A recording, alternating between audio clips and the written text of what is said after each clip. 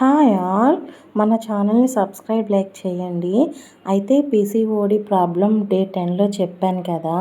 ఇలా నాకు కీళ్ళు జాయింట్లు అనేవి పెయిన్స్ వచ్చి బాగా ఆ రోజు అసలు నైటే నిద్ర లేదు అని చెప్పాను కదా. అయితే డే 11 అన్నమాట, మన పీసీఓడి ప్రాబ్లం డే 11 ఈరోజు. అయితే ఏం జరిగిందంటే అలా పెయిన్స్ వచ్చాయి. ఇంకా నేను డాక్టర్ గారికి కాకుండా ఇంకా డాక్టర్ గారు హాస్పిటల్ కొంచెం దూరంలోనే కదా మా పిన్ని వాళ్ళు ఉండేది. అయితే మా పిన్ని వాళ్ళకి ఫోన్ చేస్తే మార్నింగే వాళ్ళు ఏమన్నారంటే నేను మేడం గారికి కనుక్కుంటానని చెప్పి కనుక్కొని ఫోన్ చేశారు. అయితే రమ్మన్నారంట. ఇంకా వెళ్దామని డిసైడ్ అయ్యాము. ఇంకా కొంచెం పర్లేదులే అనుకొని నేనైతే ఇంకా వెళ్ళలేదు హాస్పిటల్కి. అయితే ఈ జాయింట్లు నొప్పులు ఎందుకు వచ్చాయంటే ఆ రోజు నేను ఆలు ఫ్రైతో తిన్నానమాట. ఆలు ఫ్రై అనేది పడలేదనుకుంటా నాకు, అందుకే అలా జాయింట్లు కీళ్ళు నొప్పులు వచ్చేసాయి. సో ఇలాగా కొంచెం పర్లేదులా అనుకునే లోపు 3rd మంత్ ఎండింగ్లో ఇంకా మళ్ళీ చెకప్కి వెళ్ళాం కదా. వెళ్ళొచ్చాక ఇంకా మళ్ళీ నాకు ఏంటంటే పెల్విక్ పెయిన్ అనేది స్టార్ట్ అయింది. పెల్విక్ పెయిన్ అనేది భయంకరంగా స్టార్ట్ అయిందనమాట, అంత నొప్పి.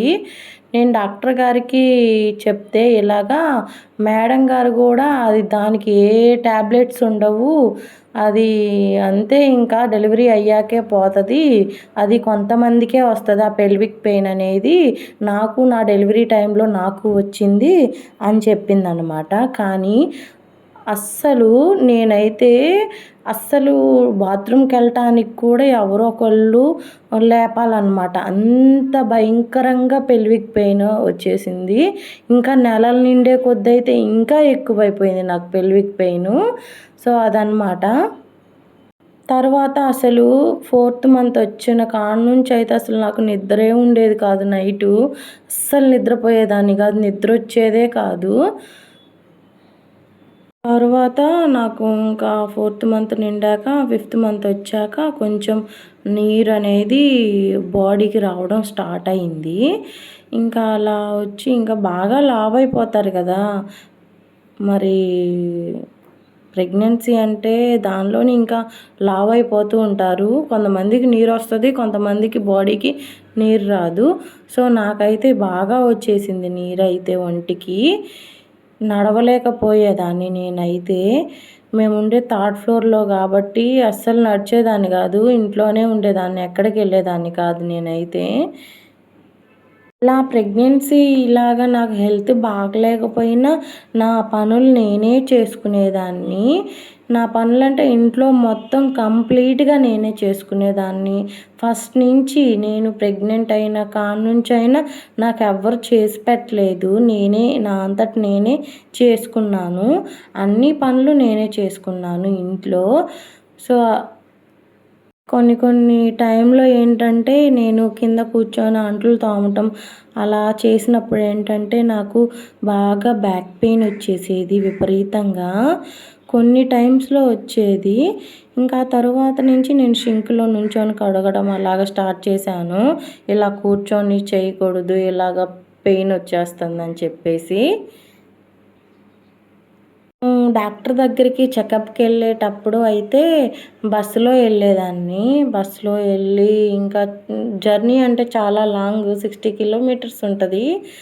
అందుకని ఇంకా చాలా అంటే ఇంక బస్సులో కూర్చొని వెళ్ళడం అంటే ఇంకా చాలా ఇబ్బంది పడేదాన్ని నేనైతే. అలానే వెళ్ళాను. 8th మంత్ ఎండింగ్ వరకు చూయించుకుంటానే ఉన్నాను. ఆ మేడం గారి దగ్గరికే వెళ్ళి అన్నీ చెకప్స్ చేయించుకోవడం, టైం టు టైం అన్నీ చెకప్లు చేశారు మేడం గారు అయితే. నాకు చాలా అంటే చాలా బాగా చూసింది మేడం. నాకు తెలియని డౌట్స్ అన్నీ అడిగేదాన్ని మేడం గారిని. ఇదేంటి మేడం ఇలా అయింది, అది నాకు డౌట్స్ వచ్చినాయి అన్నీ నేను అడిగేదాన్ని మేడం గారిని, చెప్పేది. నేను 9th మంత్ వచ్చిన తరువాత కూడా నా పనులు నేనే చేసుకున్నాను. నాకు డెలివరీ ఒక 15 డేస్లో అవుతుంది అనంగా ఏమో అంతే నేను మా అమ్మ వాళ్ళ ఇంటికి వెళ్ళింది.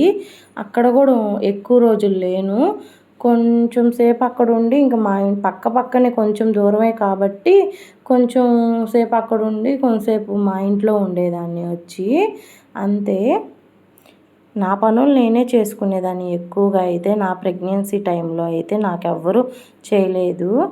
సో అలా చేసుకోవడం వల్లనే మంచిది. ఇంకా అన్ని పనులు చేసుకుంటూ ఉంటే కొంచెం బాగా యాక్టివ్గా ఉంటారు. అలా చేసుకోవడం వల్ల ఏం నష్టమేం లేదు. మన పనులు మనమే చేసుకోవాలి. Thank you all. Bye. Next ఎపిసోడ్లో వస్తుంది నెక్స్ట్ ఏం జరిగింది.